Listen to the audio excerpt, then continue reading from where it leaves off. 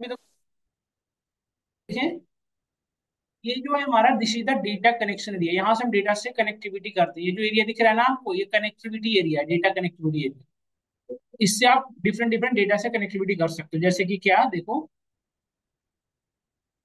देखो जैसे मैं गेट डेटा में जा गया, गेट डेटा में यहाँ पे ऑप्शन है। यदि एक्सेल हमारे फाइल जो है, यदि एक्सेल में है तो यहाँ से यूज करेंगे। यदि सीक्वल का है तो यहाँ से सीएसवी में है। देख रहे हो ना, मल्टीपल फाइल फॉर्मेट है। मतलब जैसे डेटा का एक्सटेंशन होता है, उसी तरह से डेटा के मल्टीपल यहाँ पे फॉर्मेट अवेलेबल, देख रहे हो ना, इतने सारे फॉर्मेट है। डन। देखो, फाइल में जाए तो लोकल फाइल, इतने तरह के फाइल पे काम कर सकते हैं। इतने तरह के डेटाबेस है जिसपे पावर भी कैपेबल है काम करने को। ये सारे माइक्रोसॉफ्ट फैब्रिक है जिसपे काम कर पाता है ये पावर बी प्लेटफॉर्म है जहां पे हम काम कर सकते हैं। एक एज्योर है, हमने बताया था कि power B help us to extract data Azure से। ऑनलाइन सर्विसेज ये सारे हैं, और ये अदर सर्विसेज है जहां से हम डेटा एक्सेस करेंगे। हम कोशिश करते हैं मैक्सिमम को ट्राई करने का, बट जितना हो सकेगा करेंगे। ठीक है, फिलहाल हमारे डेटा जो किस फॉर्मेट में बताओ।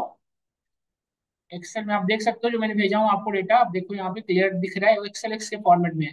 जब डेटा एक्सेल एक्स के फॉर्मेट में है, तो क्या यूज करेंगे, एक्सेल वर्क। और कनेक्ट पे क्लिक करें। अच्छा, एक चीज और, power B only read the data, power B can not write. तो पावर बी के थ्रू रीड डेटा को सिर्फ रीड किया जा सकता है, उसमें राइट नहीं कर सकते। मतलब डेटा में बनी बनाई चाहिए ना, इसका मतलब। तो ये जो डेटा है हमने आपको भेजा है, इसको रीड कर लेंगे। देखिए, हम यही डेटा थी ना हमारी, जिसको हमने एक्सेस कर लिया। आप देखो, पावर बी इसको रीड करना स्टार्ट कर दिया है, रीड कर रहा है उस सोर्स से। यदि आप अपने कंप्यूटर के किसी भी फाइल से कनेक्टिविटी करते हो, that is called source file. हम क्या कहते हैं, फ्लैट फाइल, है ना। Basically that one is called flat file भी कहते हैं। तो हमारी लोकल मशीन में हमारा क्या हुआ, फोर्स, और वो फाइल का नेम कहते हैं फ्लैट फाइल। जितने भी लोकल मशीन से डेटा एक्सेस होंगे, that one is called flat file. Done.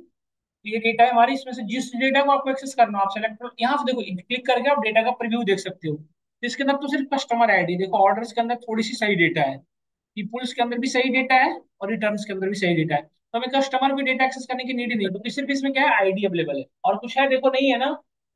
तो हम इस डेटा को यहाँ से स्किप कर सकते हैं। क्या ये एबिलिटी पावर बीआई में है, क्या ये एबिलिटी एक्सेल में थी हमारी। एक्चुअली क्या है ना, कि ये एक्सेल में ये जो फाइल मैंने भेजा उसे ओपन करना। तो एक्सेल के ये तीन वर्कबुक है, एक ही वर्कबुक के तीन डिफरेंट डिफरेंट शीट है, ओपन करके देख लेना। यदि आप एक्सेल की फाइल ओपन करते हो, तीनों वर्कबुक ओपन होंगे नहीं। बट यहाँ पे हम अब यहाँ बट हमें पावर बीआई में एबिलिटी है कि आप उस शीट को स्किप कर सकते हो, या आप जो आपको रिक्वायर्ड है वही यूज कर सकते हो। अब यदि ध्यान से देखो यहाँ पे, सब लोग यदि ध्यान से देखें, तो हमारे पास दो ऑप्शन है, लोड एंड। तो हम लोड करें या ट्रांसफॉर्म करें। जब आप लोड करोगे तो हम कहाँ जाएंगे, पावर बीआई डेस्कटॉप पे। और पावर बीआई डेस्कटॉप पे ओनली कितने व्यू हैं, तीन व्यू। हाँ, कौन कौन से फाइल है, report view, table view, model view, और ये डेस्क व्यू। तो ये हमारा क्या है, रिपोर्ट व्यू। रिपोर्ट व्यू पे सिर्फ हम क्या कर सकते हैं, बेसिकली डेटा विजुअलाइजेशन कर सकते हैं, इस तरह के चार्ट बना सकते हैं। टेबल व्यू पे अपनी डेटा को व्यू कर सकते हो। मॉडल व्यू पे क्या करते हैं, आपस में कनेक्टिविटी करते हैं। और यहाँ डेस्क व्यू पे हम डेस्क व्यू पे काम करते हैं नहीं। तो ये हमारी वर्किंग फ्लो है। तो हमने तो अभी सबसे पहले डेटा, जब कहीं से डेटा को एक्सट्रैक्ट करते हो, तो सबसे पहले उस डेटा को क्या करना होता है, after extracting the data we need to transform that data. हमें सबसे पहले क्या करना पड़ेगा, ट्रांसफॉर्म करना पड़ेगा। तो एक्सट्रैक्ट तो हमने कर लिया, ये काम तो हमारा हो गया। अब नेक्स्ट काम क्या है, ट्रांसफॉर्म करना। तो यहाँ पर ट्रांसफॉर्म करने का कहीं भी ऑप्शन दिख रहा है आपको। तो डेटा को ट्रांसफॉर्म करने के लिए कहाँ जाना पड़ेगा हमें, पावर बीआई क्यूरी एडिटर के थ्रू। तो क्यूरी एडिटर पे जाने के लिए हमें हमेशा क्या करना पड़ेगा, click on transform, never go with load data. Clear हुआ सबको। तो हमेशा क्या यूज करेंगे आप, ट्रांसफॉर्म। तभी हमें किस पे क्लिक करने की नीड है, ट्रांसफॉर्म। देखो क्लिक किया हमने। अब यहाँ पे ध्यान से देखना, ये पावर बीआई क्यूरी एडिटर यहाँ पे ओपन होगा, देखना ओपन हो गया। और यहाँ पे देखो डेटा ट्रांसफॉर्मेशन के सारे ऑप्शन अवेलेबल है, ध्यान से देखो।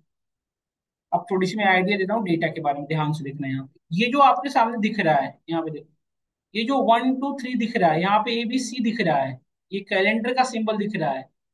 सब अलग अलग जगह पे अलग अलग चीजें होंगी। तो ये क्या है, इसका डेटा टाइप। ये क्या है इसका डेटा। पावर बीआई के अंदर कितने डेटा टाइप होते हैं, मल्टीपल होते हैं। आप देख सकते हो कौन कौन से होते हैं, मैं आपको दिखाता हूँ।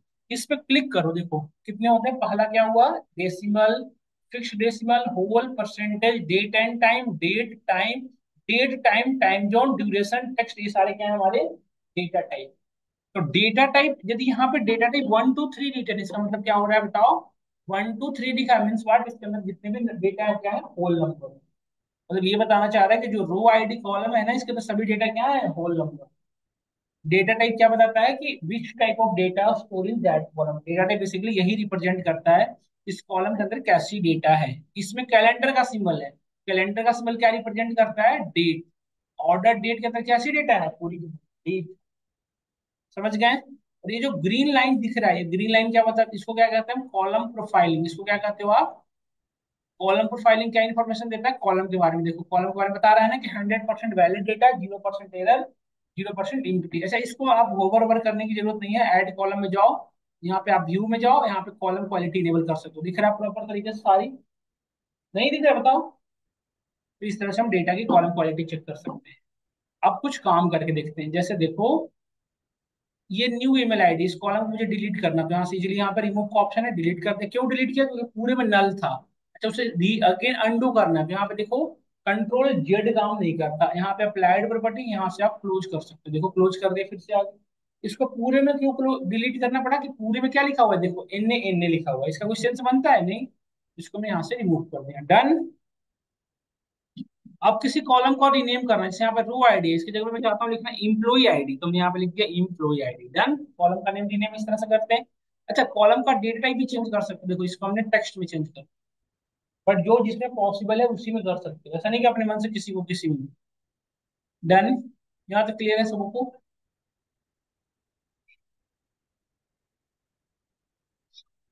देखो यदि अंडो करना तो यहाँ से मैं अंडो कर दिया, डन, क्लियर है यहाँ तक सभी को। अब कुछ थोड़ा सा ट्रांसफॉर्मेशन देखते हो डेटा में, यहाँ पे देखो ड्रैग एंड ड्रॉप करके देखो सभी का। ये ग्रीन लाइन लाइन पूरे में सब में पूरी पूरी है। यदि ग्रीन लाइन यहाँ पे ब्लैंक ब्लैक शो कर रहा है, मतलब उसमें डेटा नल वैल्यू। यदि रेड है तो डेटा एरर है। वही मैं चेक कर रहा हूँ, ये डेटा परफेक्ट है, कोई बात नहीं, दूसरी डेटा पे काम करेंगे, फिलहाल इस पे काम करें। तो सपोज दैट हमारे पास अवेलेबल क्या है, देखो अब हमारे इसके अंदर रो आईडी है। अब ये जो इम्प्लॉई आईडी है, मैं चेक करना चाहता हूँ कि यूनिक इम्प्लॉई आईडी कितनी पॉसिबल है ना, कि दो इम्प्लॉई आईडी, दो मतलब एक ही employee ID multiple time repeat हो जाए, पॉसिबिलिटी है। तो इसके अंदर से डुप्लीकेट डेटा को यदि मुझे डिलीट करना हो, कैसे करेंगे, फोन चला लो टैप नहीं, ये छूट जाएगा आपका। बाहर तो पढ़ते हो ना, ये चला लो, बाहर निकल जाओ क्लास से। मत पढ़ा करो क्लास में, से एंजॉय करो अब बाहर जाके। हट, चुप रहो अब। देखो अब किसी कॉलम में से specific unique record find out करना है, तो कैसे, एक तो आगे बैठ रखा है बिल्कुल एकदम से, ये ध्यान जाता है, डिस्टर्ब ना करें प्लीज, आपको नहीं पढ़ना है, बाकी बच्चे तो पढ़े ही होंगे ना, 5 मिनट डिस्टर्ब मत करें। देखो इस पूरे को, जैसे सपोज दैट हमें इसमें से डुप्लीकेट डेटा डिलीट करनी है, तो सबसे पहले मैं डेटा चीज क्या है, उस पूरे डेटा में से उस कॉलम को एक्सेस कर, जिसके भी यहाँ पे पूरी डेटा यूनिक हो सके। जैसे हम लोग इतने सारे बच्चे हैं, तो हमें हर एक को इंडिविजुअली सेलेक्ट करना है। इंडिविजुअली कैसे सेलेक्ट हो सकता है दो बच्चों का नेम सेम हो जाए, एज सेम हो जाए, तो हम सभी की यूनिक क्या अवेलेबल है, डुकेट आईडी। तो डुकेट आईडी हमारा आधार कार्ड सबका यूनिक है इंडिविजुअली। तो उसी तरह से किसी भी डेटा के अंदर से यदि हमें डुप्लीकेट डिलीट करनी है, तो सबसे पहले क्या है मेंशन इम्पोर्टेंट, सबसे पहले क्या मैंडेटरी कंसीडर करना, उस पर्टिकुलर कॉलम को सेलेक्ट करो जिस कॉलम के यहाँ पे पूरी यूनिक हो सके। तो इसके अंदर इम्प्लॉई आईडी एक ऐसा कॉलम है जिसके यहाँ पे पूरी डेटा यूनिक हो सकती है। अच्छा, कभी कभी ऐसा भी हो सकता है कि मोर देन वन कॉलम के कॉम्बिनेशन से भी डेटा यूनिक हो सकती है। जैसे कि एक चीज बताओ, ऑर्डर, ये टेबल कौन सा ऑर्डर टेबल है ना, तो क्या ये पॉसिबल नहीं है कि एक ही इम्प्लॉय 5 बार ऑर्डर किया हो कोई आइटम, पॉसिबिलिटीज है। तो इम्प्लॉय आईडी एक ही रहेगी, लेकिन उसका एक ही इम्प्लॉय 5 बार रिपीट हो सकता है, तो इस बट उनकी ऑर्डर आईडी तो अलग अलग रहेगी ना, तो डुप्लीकेट डेटा कैसे हुआ, नहीं हुआ ना। तो इस केस में हमें क्या करना पड़ेगा, employ ID as well as order ID दोनों को भी यहाँ पे यूनिक चेक करना होगा। यस और नो। तो जब भी आपको दो कॉलम के यहाँ पे पहले दोनों कॉलम को सेलेक्ट कर लो, select this one and as well select this one, दोनों कॉलम हमारी सेलेक्ट हो चुकी है। Go on, go on home, और यहाँ पे एक ऑप्शन देखो बेटा, कीप रोज, कीप डुप्लीकेट्स। पहले हम ये चेक करते हैं कि हमारे डेटा के अंदर कितनी डुप्लीकेट वैल्यूज हैं। कीप डुप्लीकेट्स पे जैसे ही आप सेलेक्ट करते हो, यहाँ पे देखो आइडिया देगा कि कितने, देखो क्या लिख रहा है, टेबल मींस व्हाट, कि there is no any duplicate values, done. यदि यहाँ पे टेबल का नेम शो कर रहा, मतलब डेटा यहाँ पे शो कर रहा होता, मतलब वो सारे डेटा क्या होते हैं हमारे डुप्लीकेट। क्लियर हो रहा है, नहीं हो रहा। अगेन इसको अंडो करो, इस एक्शन को अंडो करने के लिए हम क्या करते हैं, अप्लाइड प्रॉपर्टी को क्लोज करते हैं। एक कॉलम को भी यहाँ पे चेक करके दिखाता हूँ, इम्प्लॉय आईडी के भी।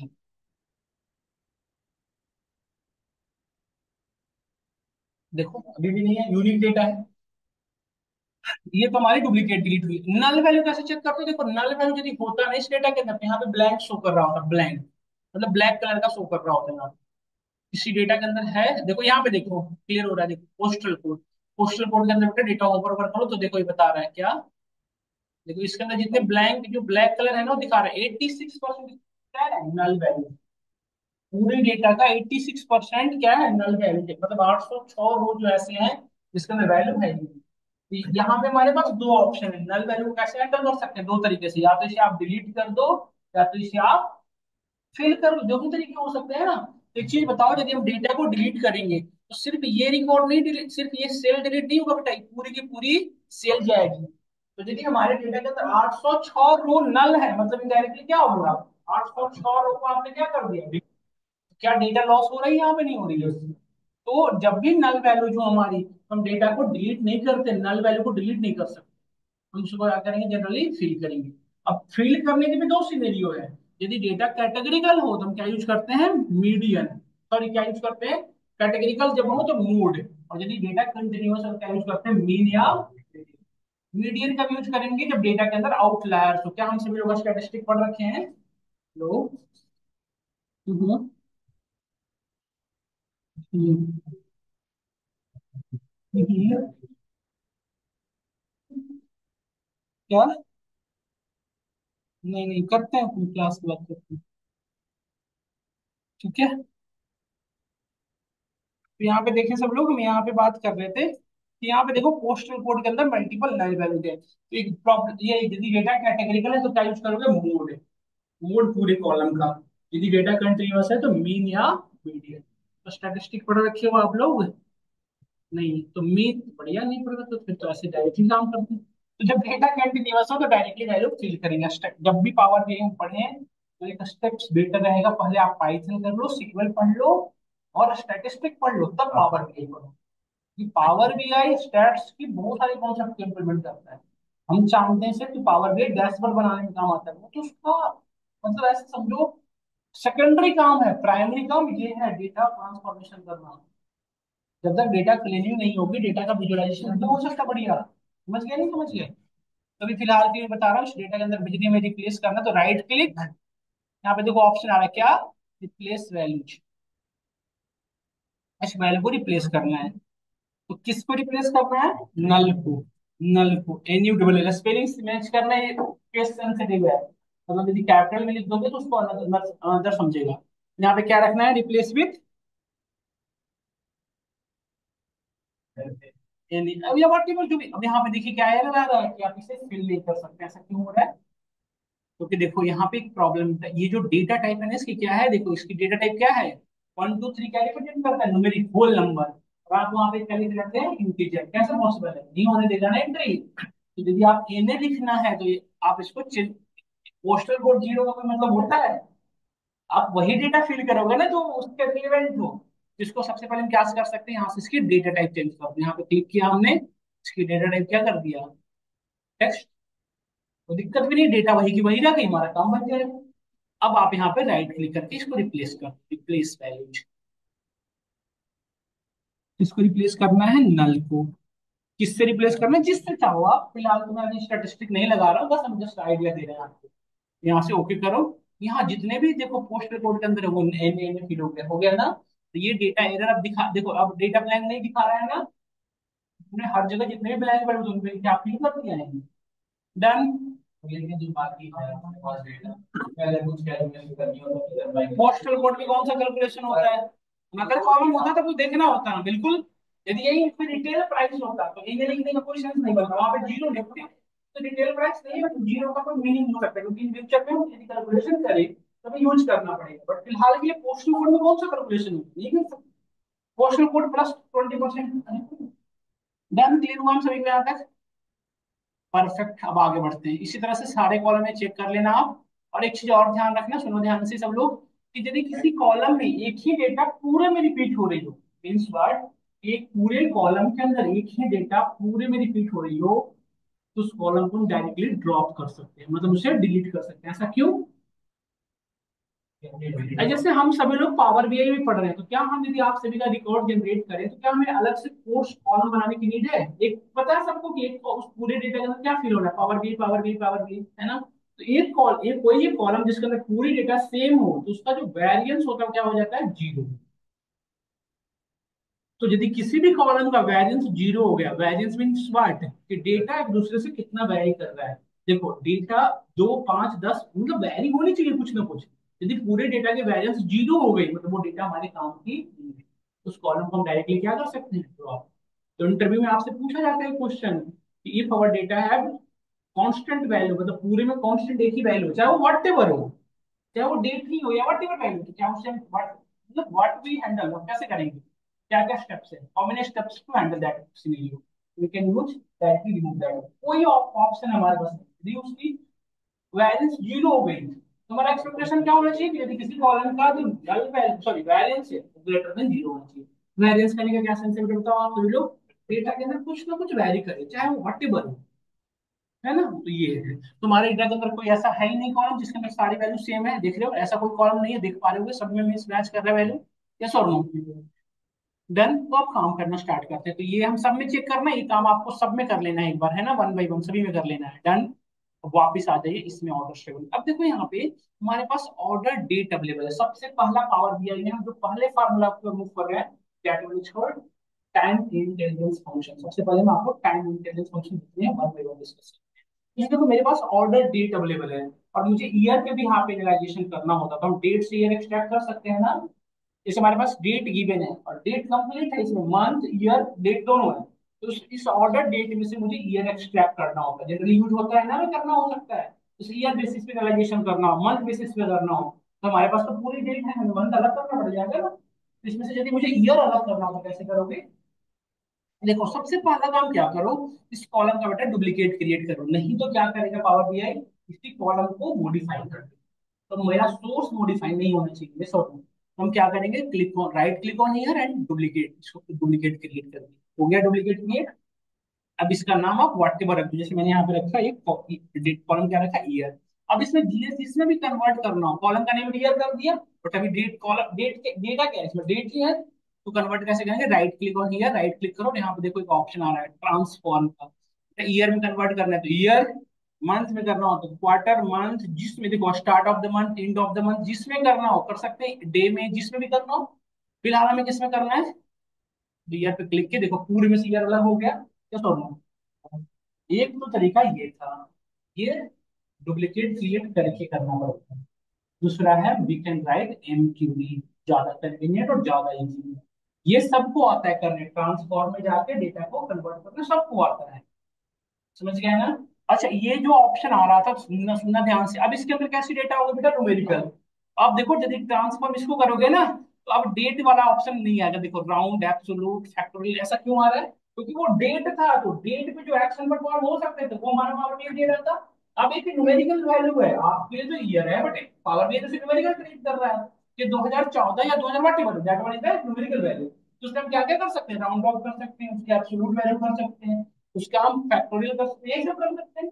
यदि डेटा जैसी होगी उसके अंदर वैसा कॉलम होगा। जैसे देखो एक और सिनेरियो दिखाता हूँ, जैसे देखो ऑर्डर प्रायोरिटी, ये कैसी डेटा है, कैटेगरी वो इसमें टेक्स्ट है ना, राइट क्लिक करो ट्रांसफॉर्म में, देखो इसके अंदर ये ऑप्शन है क्या, लोअर केस अपर केस, समझ में आ गया होगा कि क्या करना चाह रहा है, कि जब कॉलम के अंदर जिस तरह की डेटा होगी ट्रांसफॉर्मर के ट्रांसफॉर्मेशन उस तरह के ऑप्शन आ जाएंगे। डन।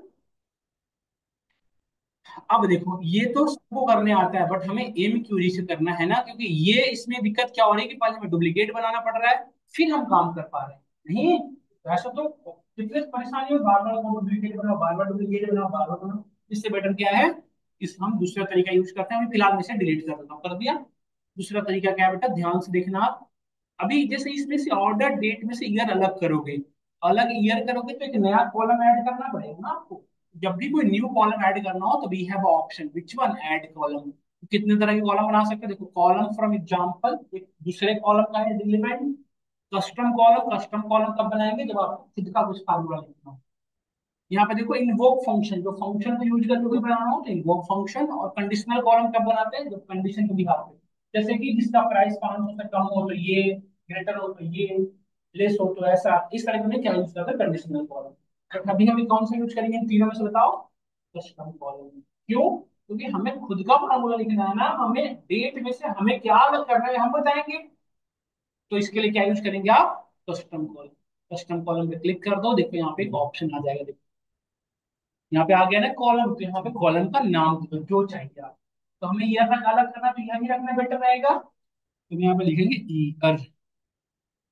और देखो यहाँ पे जो मैं क्यूरी लिख रहा हूँ ना, that is called M query. Power BI query editor में क्या चलता है, एम क्यूरी, है ना। तो हम क्या यूज करने वाले हैं फिलहाल, एम क्यूरी। यहाँ पे देखो डेट डॉट, यहाँ पे कौन सा यूज करेंगे, ध्यान से देखना, डेट डॉट। अच्छा ये सब याद रखने की नीड नहीं है बेटा, देखो date dot add, date add month, day जो अलग करना है फिलहाल क्या करना था अलग, ईयर, तो क्या लिखेंगे डेट डॉट ईयर आ गया। अब यहाँ पे देखना बाय मिस्टेक कभी कभी क्या होता है, डेट डेट दो बार हो जाता है, तो इसको एक बार डिलीट भी कर लेना होता है, एक बार डिलीट कर लेना डेट डॉट, इसके अंदर ब्रैकेट के अंदर ऑर्डर डेट आ गया। देखो ऑर्डर लिखोगे ना, जैसे रिकमेंडेशन दे देगा, देखो ORDER ऑर्डर लिखा, देखो रिकमेंडेशन आ गया, टैब प्रेस के सेलेक्ट हो गया, ब्रैकेट दो, ओके हिट करो, देखो ओके करो, देखो आगे ये अलग हो गया ना यहाँ पे देखो। अब फिर से दूसरी चीजें, अब हमें इसमें से अलग करना होता, डेट में से नेक्स्ट पैरामीटर अलग करना होता। इस ऑर्डर डेट में से नेक्स्ट पैरामीटर अलग करना होता, तो कैसे करते हैं, कस्टम कॉलम, इस डेट में से मुझे मंथ अलग करना होता, तो मंथ कैसे अलग, लीड बंद करना भी सीख। डेट डॉट, अब मंथ अलग करना है, तो मंथ के लिए ऑप्शन है मंथ, देखिए देखो, अब देखो मंथ के साथ दो चीज वेरिएबल है, मंथ एक तो न्यूमेरिकल वैल्यू 1 2 3 4, जो होता है मंथ नेम, जनवरी फरवरी, जो रिक्वायर्ड है आपको डिक्शनरी में यूज करेंगे। तो जब मंथ चाहिए तो हम यहाँ पे लिख देंगे मंथ। बट यहाँ पे ध्यान देना नहीं, कभी कभी बाई मिस्टेक दो बार होता है, डेट डेट दिख रहा है ना, डेट डेट दो बार आ गया, यहाँ पे पास कर दो ऑर्डर डेट, देखो ओके करो, देखो आ गया मंथ, आ गया नहीं आ गया बताओ, चेक कर सकते हो, ये क्या दिखा रहा है 11 मंथ, तो इसको देखो क्या 11 मंथ रियल में था या अपने से दिखा रहा है ये, आप लिखते ही हो ना ऐसे, एरर तो दिखाएगा ही। देखो यहाँ पे ऑर्डर डेट, देखो यहाँ पे, देखो 11/11/2014 सही आ रहा है ना बिल्कुल। दूसरे का देखो यहाँ पे क्या आना चाहिए था, 5, यहाँ पे क्या आना चाहिए, दो ना है, इसमें मंथ डे ईयर है, तो मंथ सेकंड है तो सेकंड शो करना चाहिए, देखो यहाँ पे सेकंड शो करेगा, देखो देखो कर रहा है।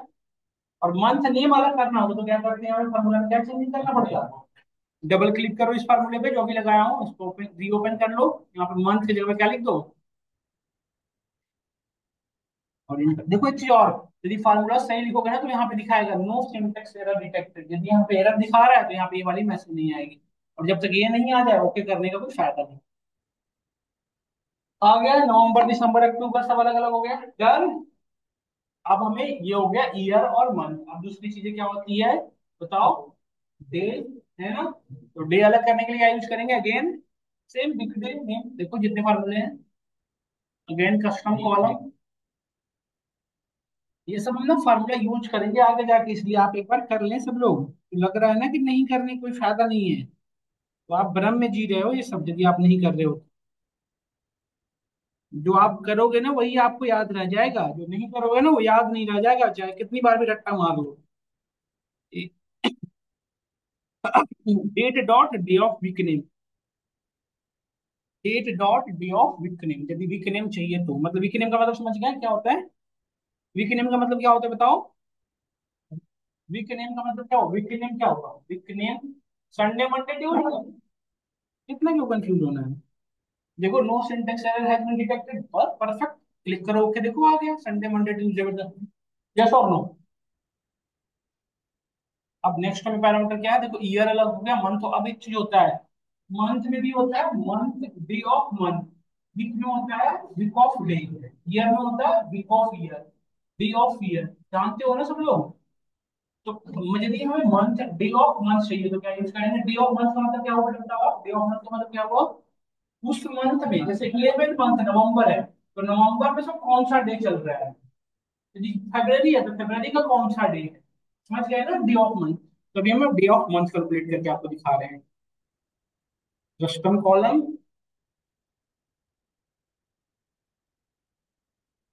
ये सारी चीजें आप इंप्लीमेंट कर लेना है अपने पे। डे ऑफ मंथ, देखिए फॉर्मूला लिख रहा हूँ, डेट डॉट डे, क्या? हम्म,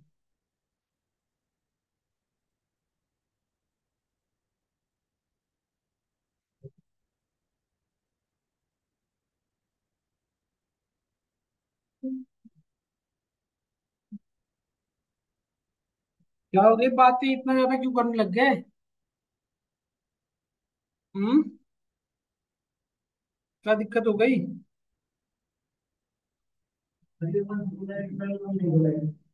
मंथ नेम कर दो ना उसको। हम्म,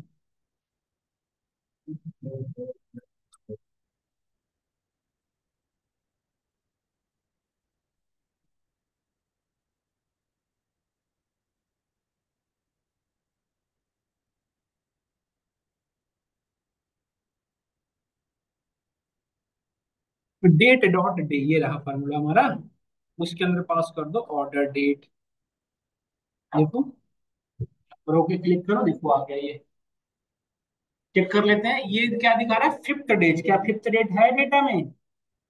क्या आज का डेट फिफ्थ डेज रहा है, नहीं रहा? इसको चेक कीजिए और ड्रैग ड्रॉप कर सकते हो अपने अकॉर्डिंग। यहाँ से चाहो ना तो इसको ऐसे यहाँ से मूव करा सकते हो इधर जहां चाहो अपने को। देखो ऐसे, वो ऑर्डर डेट के पास रखना चाहते हैं तो ऑर्डर डेट के पास लेके आ जाते हैं। देखो, वेरीफाई करने के पर्पज से हम यहाँ पे लेके आ जाते हैं। देखो, थोड़ा स्लो काम करता है ये।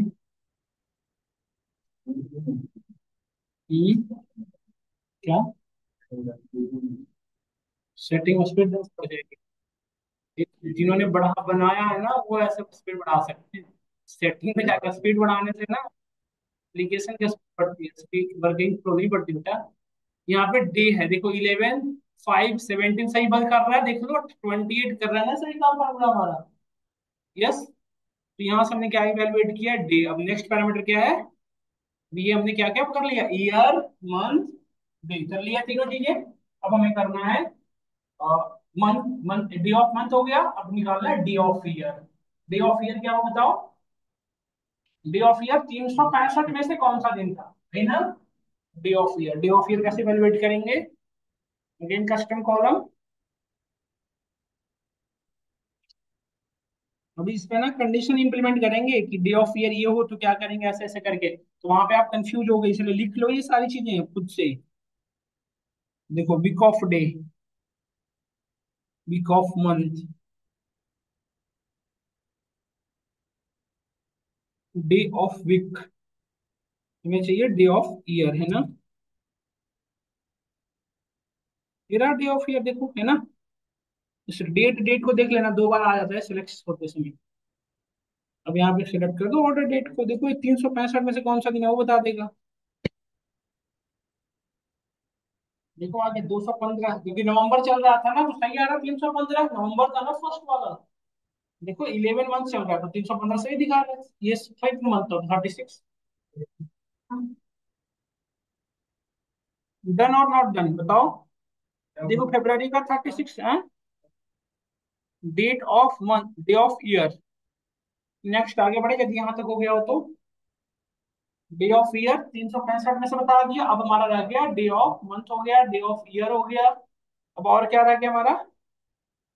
वीक ऑफ डे नहीं, week of day, week of year और वीक ऑफ मंथ, यही रह गया ना चार। तो अब आई थिंक मुझे लगता है कि आप इवेलुएट कर लोगे, डेट डॉट में जाकर के सब कुछ कर पाओगे। अब दूसरी कंडीशन ये है, जैसे देखो, अब जैसे यहाँ पे देखो बेटा ध्यान से, जैसे यहाँ पे एक डेटा है हमारे पास, यहाँ पे सेल्स है, देखो सेल्स 221 अलग अलग वैल्यू लिखा हुआ है। अब क्वेश्चन ये होता हमारा कि यदि यदि देखो ऑर्डर यदि ये मंडे और फ्राइडे को हुआ है तो उसको अपने जितना भी सेल अमाउंट है उसे 20% ऑफ पेमेंट करना, बट कब? तो उसकी मंडे या फ्राइडे रही है। कैसे करोगे? क्वेश्चन समझे आप मैंने क्या कहा? यदि ऑर्डर डेट, यदि उसने जो ऑर्डर जो डेट है वो मंडे या फ्राइडे रही है, यदि ऑर्डर डेट हमारा क्या रहा है, मंडे या फ्राइडे, तो उसको 20% ऑफ देना है। बट किस दिन, यदि मंडे फ्राइडे ना हो तो। कैसे करेंगे इस चीज को? अब हमें चेक करना पड़ेगा कि डेट का, डेट में से हम भी कैलकुलेट कर लेंगे डे कौन सा है, और फिर उस पर कंडीशन लगा सकते हैं ना। अब समझ में आया? हम इसलिए वो चीजें बता रहे हैं आपको, सारी चीजें। तो अब हम इस यहाँ से लिखेंगे, देखो ध्यान से, कस्टम कॉलम फिर से। अरे भाई साहब, फिर से कस्टम कॉलम। देखो कस्टम कॉलम पे क्लिक किए, यहाँ पे कॉलम का नेम दे दो, पेबल अमाउंट, उसको आफ्टर डिस्काउंट कितना पे करना है वो लिख देता हूँ मैं, पेबल अमाउंट। फॉर्मूला लिख रहा हूँ, देखो इफ ऑर्डर डेट क्या होना चाहिए, ऑर्डर डेट किस दिन होना चाहिए, मंडे। ऑर्डर डेट में से डे कैसे निकालते हैं बताओ? Date dot, date dot week name, अभी पढ़े थे ना हम लोग, डे ऑफ वीक नेम, ये देख लेना है formula. Date of week name किसका, ऑर्डर डेट का। ऑर्डर डेट का क्या होना चाहिए, Monday, double quote single quote में लिख दो मंडे। अच्छा, ये मंडे का एम कैपिटल लिखना, मंडे होना चाहिए या क्या होना चाहिए, या क्या होना चाहिए, फ्राइडे। क्या ये क्यूरी समझ में आई आपको? मंडे या फ्राइडे हो, देन क्या करना है बताओ? देन सेल्स जो अमाउंट है उसका, सेल्स जो अमाउंट है उसमें से कितना परसेंट ऑफ देना था, 20% ना। तो क्या सेल्स माइनस सेल्स का 20% लिख सकते हैं, ये 0.2। सही है क्या सब? यदि ये कंडीशन को फुलफिल कर रहा हो तो क्या करना है, 20% का डिस्काउंट देना है। देन है ये, देन अलग अलग लाइन में लिख सकते हो। हाँ हाँ। देन, और यदि ये कंडीशन फॉल्स है, कंडीशन फॉल्स का मतलब क्या हुआ, कंडीशन फॉल्स का मतलब क्या कहना चाह रहा हूँ बताओ? जब ऑर्डर डेट मंडे फ्राइडे नहीं रही हो तो जो सेल्स अमाउंट है वही देना पड़ेगा ना उनको। लो हो गया, डन। ये पॉइंट क्यों आ रहा है यहाँ पे, देखो एरर बता रहा था ना भी अपने पॉइंट लिखने की वजह से। हो गया, ओके करो, देखो ये टेबल अमाउंट नया कैलकुलेट हो गया।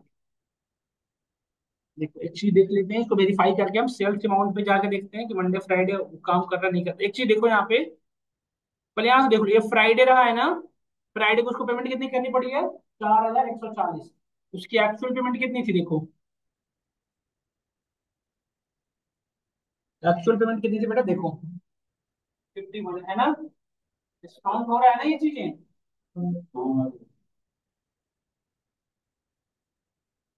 तो वेरीफाई देखो, ये रहा फॉर्मूला। फिर क्वेश्चन आप लोग करो कि यदि एंड ऑफ द मंथ हो, सुनना ध्यान से, ये मंडे फ्राइडे को 20% ऑफ, और एंड ऑफ द मंथ हो तो 40% ऑफ लेना। और यदि इन दोनों में से कोई भी ना हो, ना तो मंडे फ्राइडे हो ना एंड ऑफ द मंथ हो, तो नो। करो तो इम्प्लीमेंट करो। लैपटॉप बंद कर ली क्यों भाई साहब, हैं? करिए एक बार ट्राई सब लोग। वो भी नहीं चल रही है, और मैं हिस्ट्री की क्लास की मैं बताता रहूंगा मोहम्मद अकबर बड़ा राजा था और ये करके गजनी बन गया। तो हो गया खत्म उसकी स्टोरी, सबसे गंदा राजा वही था। एक बार फटाफट कर लीजिए आप इसको, सब लोग इम्प्लीमेंट करें। आप देखो, मैं फिर से कह रहा हूँ, जो आप करोगे ना बेटा हैंड्स ऑन प्रैक्टिस, वही आपकी रह जाएगी। मैं जो पढ़ाऊँ मोरो भी लगे। देखो ये हमने फार्मूला लगाया, आप देख लो एक बार एंड ऑफ द मंथ के लिए। ये हाँ? ये फिजिक्स जो पढ़ रखे हैं ना उनके बहुत आसान लग रहा है। पाइथन जो थोड़ी पढ़ रखे हो पहले से, उनके लिए बहुत आसान लग रहा है नहीं। बट जिनको पाइथन नहीं पढ़े होगे, पाइथन पढ़े हो मन से नहीं पढ़े हो, ये फाइल में आपको भेज देता हूँ, आप फार्मूला को देख सकते हो, ये मैं फाइल आपको भेज देता हूँ। जिसको सेव कर लेना है चाहो तो सेव कर लो, नहीं करो कोई दिक्कत नहीं है, इस पे हम काम करेंगे नहीं ज्यादा। एक बहुत अच्छी, एक मैंने